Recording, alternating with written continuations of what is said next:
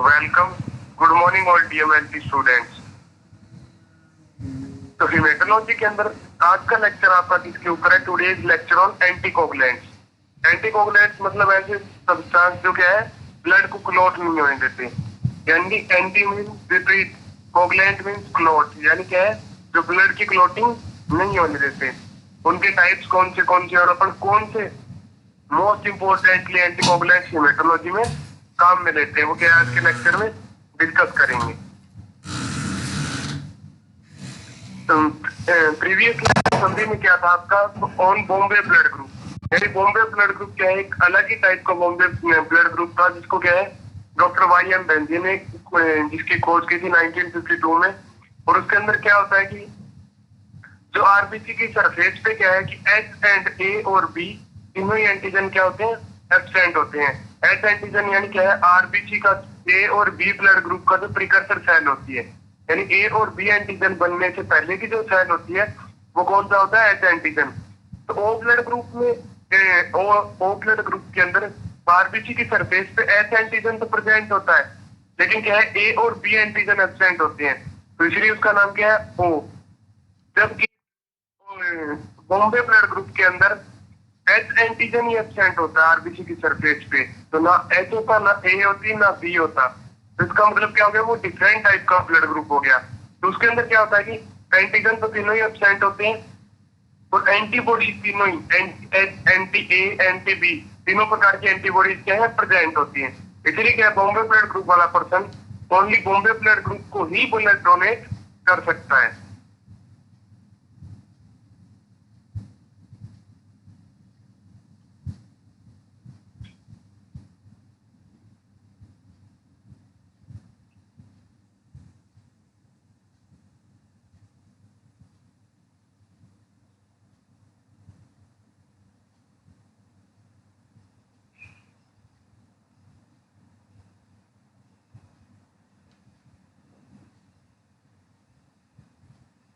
Next देखिए anticoagulant.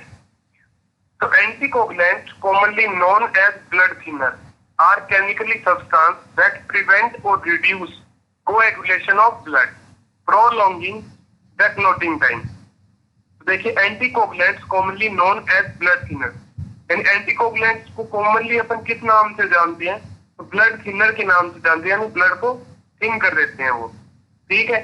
Are chemically substance, और वो बने हुए किस, उनका नेचर कैसा होता है? तो केमिकल नेचर होता है। कैसे होते हैं वो? केमिकल सब्सटेंस होते हैं, यानी केमिकल लिक्विड क्या है वो पदार्थ होते हैं। दैट प्रिवेंट और reduce coagulation of blood. That यानी वो क्या है? प्रिवेंट यानी बचाते हैं क्या? रिड्यूस या फिर वो रिड्यूस या कम कर देते हैं क्या? Coagulation of blood. यानी एंटीकोगुलेंट का दूसरा नाम क्या है? Blood thinner. और वो केमिकल सब्सटेंस होते हैं जो ब्लड के कोएगुलेशन का टाइम या तो रिड्यूस कर देते हैं, यानी ब्लड क्लॉटिंग को या तो रिड्यूस कर देते हैं या फिर क्या है उसको कोएगुलेशन से प्रिवेंट करते हैं, बचाते हैं, यानी ब्लड को क्लॉट नहीं होने देते। प्रोलॉन्गिंग द क्लॉटिंग टाइम, या फिर क्लॉटिंग टाइम को क्या कर देते हैं? लंबा कर देते हैं ताकि ब्लड क्लॉट ना हो। Next, anticoagulants are the chemical reagent which are used to prevent blood coagulation. यानी एंटीकोगुलेंट क्या है? आर द केमिकल रिएजेंट, वो कैसे रिएजेंट है? केमिकल रिएजेंट है which are used to prevent blood coagulation, जो किस चीज के लिए काम में लेते हैं अपन? तो जो which are used to prevent blood coagulation, यानी ब्लड को क्लॉट होने से, यानी कोएगुलेशन से क्या है प्रिवेंट करने के लिए काम में लेते हैं, यानी ब्लड को क्लॉटिंग से बचाने के लिए काम में लेते हैं। Next, most of anticoagulants prevent clotting by removing calcium and iron which are necessary for clotting process।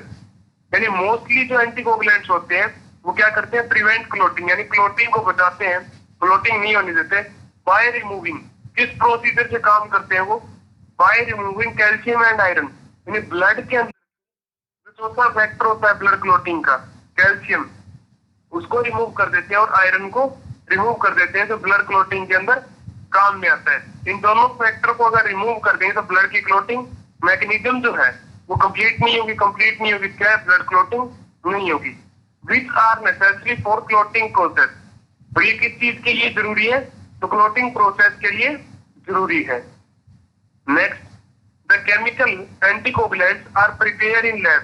और ये जो केमिकल एंटीकोगुलेंट्स है उनको अपन किसमें तैयार करते हैं, प्रिपेयर करते हैं, तो लैब के अंदर यानी लेबोरेटरी के अंदर। तो एक बार शुरू से देखिए कि एंटीकोगुलेंट्स है क्या। तो anticoagulants commonly known as blood thinner, यानी एंटीकोगुलेंट्स का दूसरा नाम क्या है, ब्लड थिनर है, यानी ब्लड को थिन कर देते हैं वो।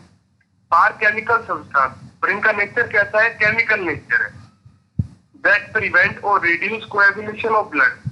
और जो क्या है, ब्लड का कोएगुलेशन जो है, या तो ब्लड को क्लोटिंग होने से बचाते हैं, क्लोटिंग नहीं होने देते, या फिर इसको रिड्यूस कर देते हैं, यानी क्लोटिंग टाइम क्या हो जाता है, लंबा हो जाता है, यानी प्रोलॉन्गिंग द क्लोटिंग टाइम, यानी क्लोटिंग टाइम को क्या कर देते हैं, लंबा कर देते हैं। Next, anticoagulants are the chemical reagent which are used to prevent blood coagulation।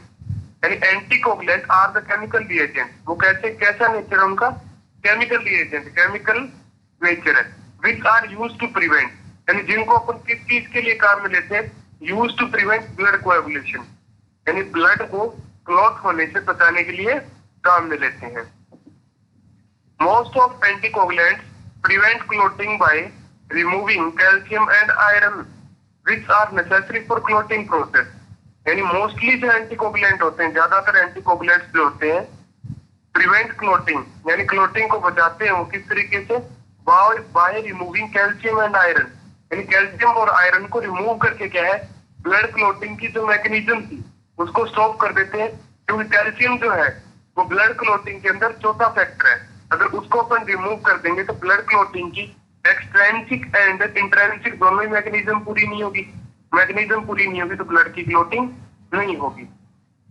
और ये जो आयरन और कैल्शियम है which are necessary for clotting, दोनों ही सब्सटेंस क्या है, क्लॉटिंग के लिए जरूरी है।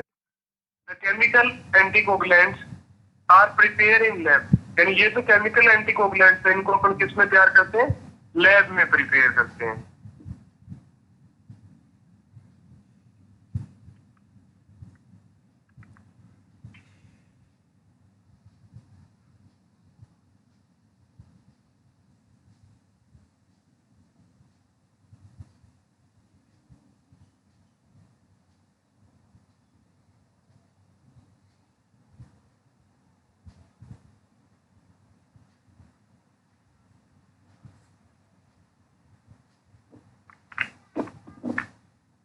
नेक्स्ट देखिए, वेरियस टाइप ऑफ एंटीकोगुलेंट्स, यानी अलग अलग प्रकार के क्या है, एंटीकोगुलेंट्स कौन से हैं। तो ट्राइसोडियम सिट्रेट हो गया, ऑक्जेलेट हो गया, एथिलीन डाइअमीन टेट्रा एसिटिक एसिड हो गया, या फिर हिपेरिन हो गया जो नेचुरल एंटीकोगुलेंट है, सोडियम फ्लोराइड हो गया। देखिए क्या है, 5 प्रकार के मोस्टली एंटीकोगुलेंट है जो अपन हिमेटोलॉजी के अंदर काम में लेते हैं। जिसके अंदर सबसे पहला है ट्राइसोडियम सिट्रेट, दूसरा है ऑक्जेलेट, ऑक्जेलेट को अपन एक नाम से और जानते हैं, डबल ऑक्जेलेट, और तीसरा क्या है कि इथाइलिन डाइअमीन टेट्रा एसिटिक एसिड, यानी जिसको शॉर्ट में अपन जो लैब में बोलते हैं ईडीटी। ईडीटी की फुल फॉर्म क्या है, इथाइलिन डाइअमीन टेट्रा एसिटिक एसिड, जो मोस्टली लैब के अंदर क्या है, सबसे ज्यादा काम में लिया जाता है। फिर फोर्थ क्या है, हिपेरिन, हिपेरिन क्या है, नेचुरल एंटीकोगुलेंट जो यूसिनोफिल बेजोफिल के द्वारा क्या एक्सक्रीट किया जाता है। नेक्स्ट फिफ्थ क्या है, सोडियम फ्लोराइड। तो ये 5 प्रकार के एंटीकोगुलेंट है जो अलग अलग तरीके से क्या है, अपन हेमेटोलॉजी की लैब में काम में लेते हैं। जिसके अंदर अपन क्या है, सबसे पहले कौन सा देखें, ट्राइसोडियम सिट्रेट।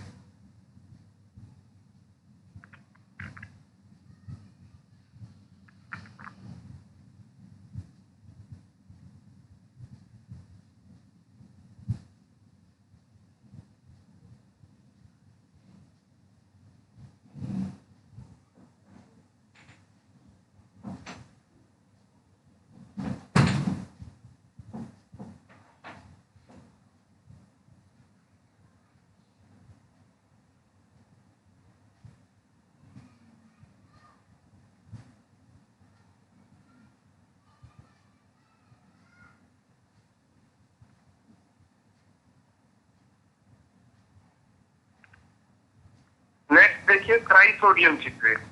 ट्राइसोडियम सिट्रेट क्या है, this is most commonly used anticoagulant, यानी ये कैसा एंटीकोगुलेंट है तो क्या है सबसे ज्यादा काम में लिया जाता है, यानी मोस्ट कॉमनली यूज्ड एंटीकोगुलेंट, यानी कॉमन है ये, मोस्टली काम में लिया जाता है। mainly used to prepare separated plasma for the evaluation of coagulation disorder, as it is not inhibitory to calcium ion। मतलब क्या है कि इससे अपन क्या प्रिपेयर करते हैं, use to prepare citrated plasma, यानी सिट्रेटेड प्लाज्मा अपन क्या है तैयार करते हैं for the evaluation of coagulation disorder, यानी इवेल्युएशन मतलब किस चीज का पता लगाना किसी पर्सन में, यानी क्लोटिंग डिसऑर्डर्स का पता लगाने के लिए अपन क्या है सिट्रेटेड प्लाज्मा को तैयार करते हैं। And it is not inhibited to calcium ion, और इसीलिए ये क्या है कैल्शियम आयन को इनहिबिट नहीं करता, क्योंकि अगर उसको इनहिबिट कर देगा तो अपन कोएगुलेशन डिसऑर्डर का पता नहीं लगा पाएंगे। Next, it acts by precipitating calcium, thus it will not be available for clotting process। और ये किसको प्रेसिपिटेट कर देता है, कैल्शियम को। It will not be available for clotting process, और इसीलिए क्या है क्लोटिंग प्रोसेस के लिए काम में नहीं आता। Next, this anticoagulant is 3.2 gram of trisodium citrate in 100 ml of distilled water, यानी क्या है कि इस एंटीकोगुलेंट में अपन क्या करते हैं, this anticoagulant is prepared by 3.2 gram of trisodium citrate in 100 ml of distilled water, यानी 100 ml डिस्टिल्ड वाटर के अंदर अपन क्या है 3.2 ग्राम ट्राइसोडियम सिट्रेट क्या है मिक्स करके क्या इस एंटीकोगुलेंट को प्रिपेयर करके तैयार करते हैं।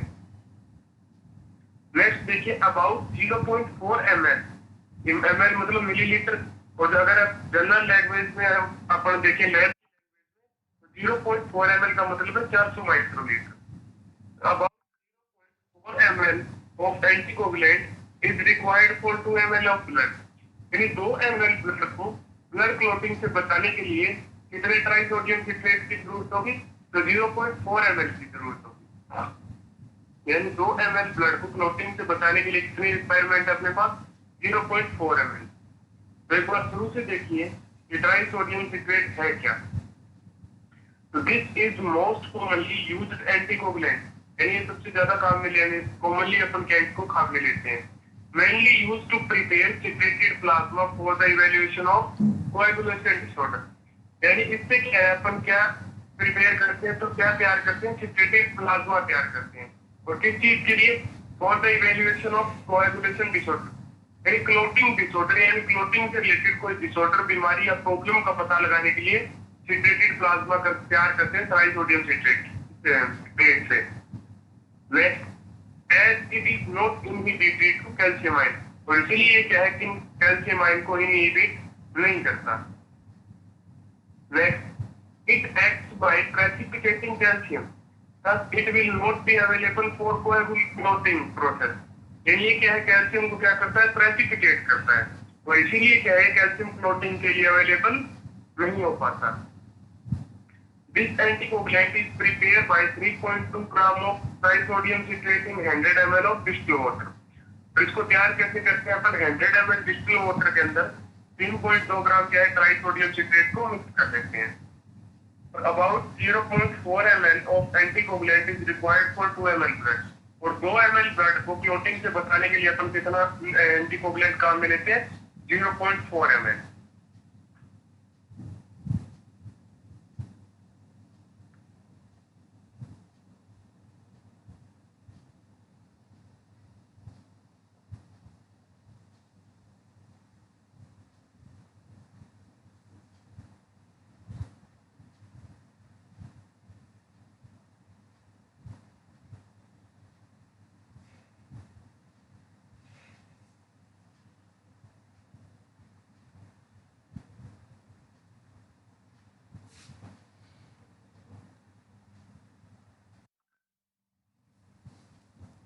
नेक्स्ट देखिए, सेकंड जो एंटीकोगुलेंट है वो क्या है, ऑक्जेलेट या डबल ऑक्जेलेट, एक ही बात।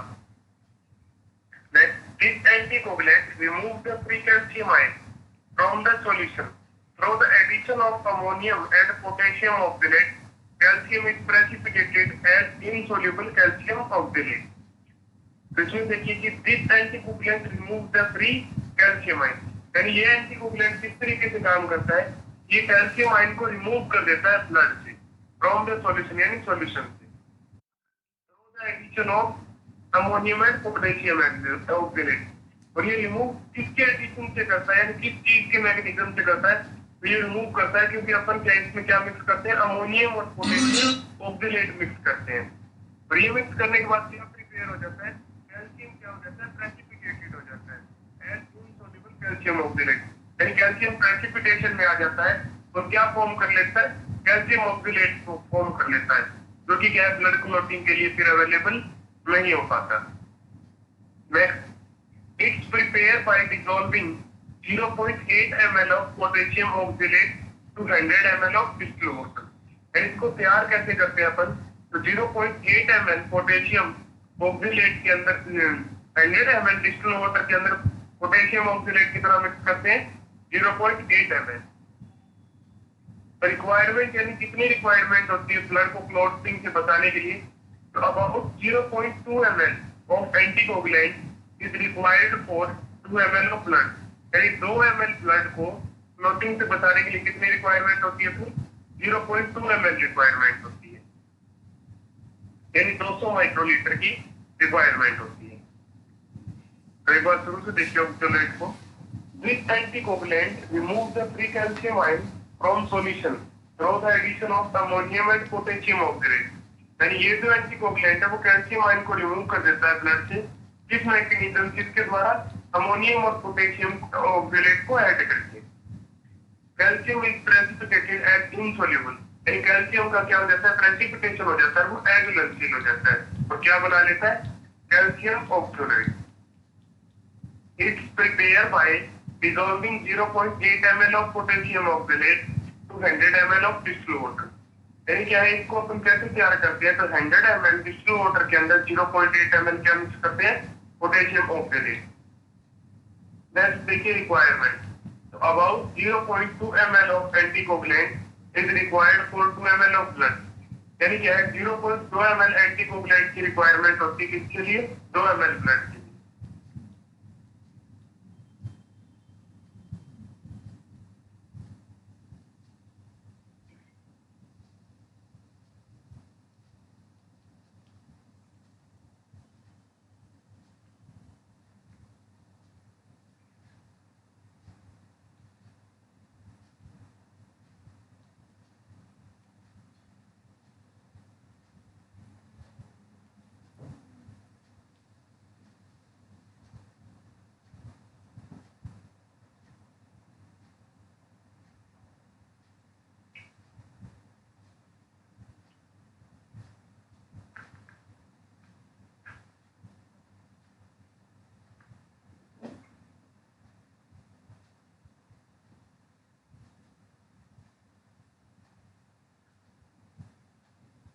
नेक्स्ट देखिए EDTA, यानी एथाइलिन डाइएमीन टेट्राएसिटिक एसिड। तो EDTA can be found in 3 salt form. यानी EDTA क्या है, अपने को 3 फॉर्म के अंदर मिलता है, try potassium EDTA, die sodium EDTA और क्या है, डाइलिथियम EDTA। इन 3 फॉर्म होती है EDTA की, try potassium EDTA, die sodium EDTA और डाइलिथियम EDTA। नेक्स्ट देखिए, EDTA एक्ट्स बाय chelating या removing ionized calcium। यानी EDTA किस तरीके से काम करता है, तो EDTA क्या है, जो कैल्शियम आयन है जैसे चिलेटिंग रिएजेंट कैल्शियम जो है उसको क्या कर देता है, रिमूव कर देता है। Calcium is required for blood to clot, और कैल्शियम अपने को किस चीज के लिए रिक्वायरमेंट होती है, कैल्शियम की ब्लड क्लॉटिंग के लिए। और अगर ब्लड के अंदर से अपन कैल्शियम को रिमूव कर देंगे तो क्या क्लॉटिंग प्रोसेस पूरा नहीं होगा। तो when it is removed blood will not clot, और अगर अपन कैल्शियम को रिमूव कर देंगे तो ब्लड क्लॉटिंग का प्रोसीजर पूरा नहीं होगा। Next, generally tripotassium EDTA is better than disodium EDTA and dilithium EDTA। और जनरली अपन कौन सा EDTA काम में लेते हैं, तो ट्राइपोटेशियम EDTA काम में लेते हैं, वो बेटर है, अच्छा है। कौन से EDTA से, डाइसोडियम और डाइलिथियम EDTA से। ट्राइपोटेशियम EDTA क्या है, अपन अच्छे तरीके से काम करता है। तो EDTA की 3 फॉर्म है, तो ट्राइपोटेशियम EDTA, डाइसोडियम EDTA और डाइलिथियम EDTA।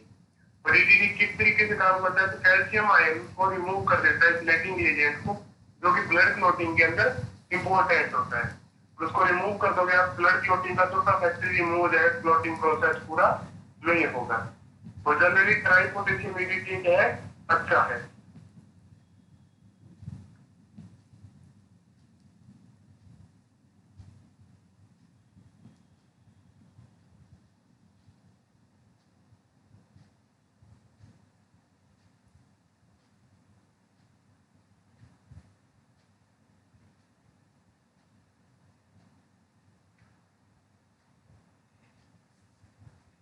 नेक्स्ट देखिए, इट कैन बी, यानी ईडीटी को अपन तैयार किस तरीके से करते हैं, it can be prepare by dissolving 10 gram of EDT in 100 ml of distil water. इसको अपन किस तरीके से तैयार करते हैं, तो 100 ml डिस्टिल वाटर के अंदर कितना ईडीटी मिक्स करते हैं, 10 ग्राम।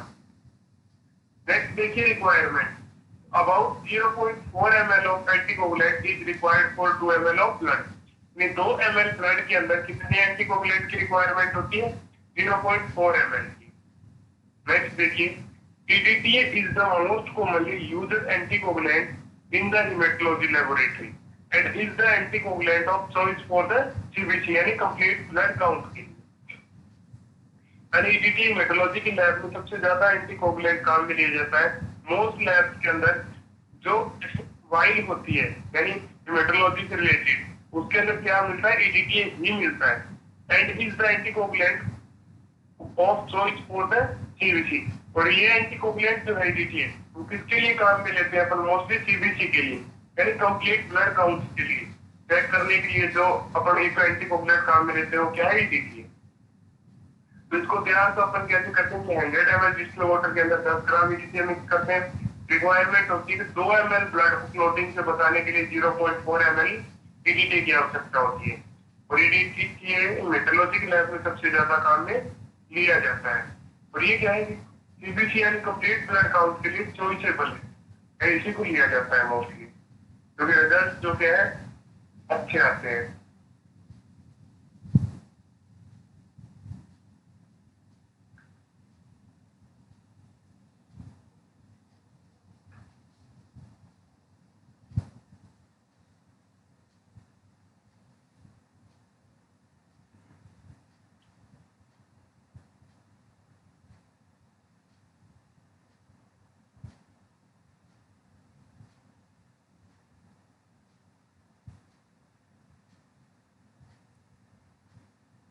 नेक्स्ट देखिए हिपेरिन, यानी फोर्थ एंटीकोगुलेंट।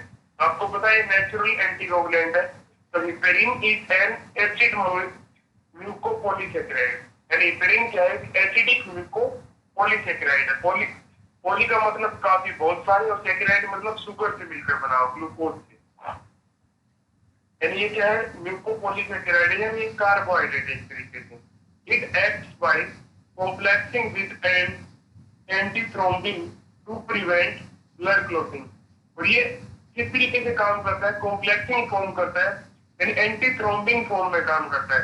यानी थ्रोम्बिन जो है, ठीक है, प्रोथ्रोम्बिन जो थ्रोम्बिन में कन्वर्ट होता है, उसके एंटी काम करता है, यानी थ्रोम्बिन को क्या कर लेता है, अरेस्ट कर लेता है, कॉम्प्लेक्स बना लेता है उसके साथ। तो ब्लड की क्लॉटिंग क्या है, कंप्लीट नहीं होती। Antithrombin is one of the natural या physiological inhibitor of blood coagulation. और एंटीथ्रोम्बिन जो है यानी हिपेरिन, वो क्या है, एक अकेला नेचुरल और फिजियोलॉजिकल इनहिबिटर है, यानी इनहिबिटर मतलब इनहिबिट का मतलब होता है संदमित या रोकना किसी चीज को, तो इनहिबिटर ऑफ ब्लड कोएगुलेशन, यानी हिपेरिन एक अकेला ऐसा एंटीकोगुलेंट है जो नेचुरल और फिजिकल इनहिबिटर है ब्लड कोएगुलेशन का। Heparin is a only natural anticoagulant found in blood which cannot be prepared in lab. Heparin एक अकेला ऐसा नेचुरल एंटीकोगुलेंट है जिसको अपन क्या है लैब के अंदर प्रिपेयर नहीं कर सकते। It is used in construction of 10 to 15 ml per ml of blood. और ये ब्लड के कंस्ट्रक्शन में कैसा काम में लिया जाता है, तो 10 से 15 ml per ml of blood, यानी 1 ml ब्लड में कितना काम में लेते हैं, 10 से 15 ml। 10 to 15 ml ब्लड के अंदर कितना काम में लेते हैं, 1 ml। Heparin is found in basophil and मास्टग्रेनिन। हिपेरिन किससे बनता है, किसके द्वारा एक्सक्रीट किया जाता है? तो बेसोफिल के द्वारा एक्सक्रीट किया जाता है।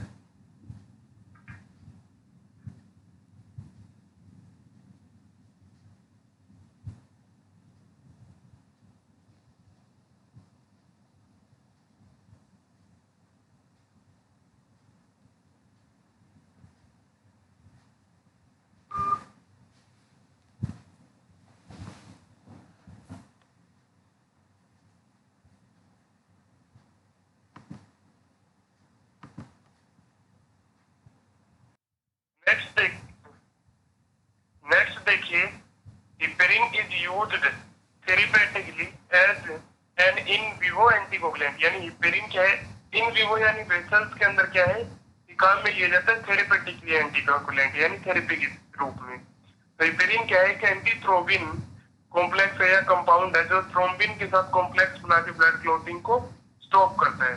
ये नेचुरल एंटीकोगुलेंट है और ये 10 से 15 ml ब्लड के कंस्ट्रक्शन में 1 ml काम में आता है। और हिपेरिन किसके द्वारा एक्सक्रीट किया जाता है? बेसोफिल या मास्ट सेल ग्रेन्यूल्स के द्वारा।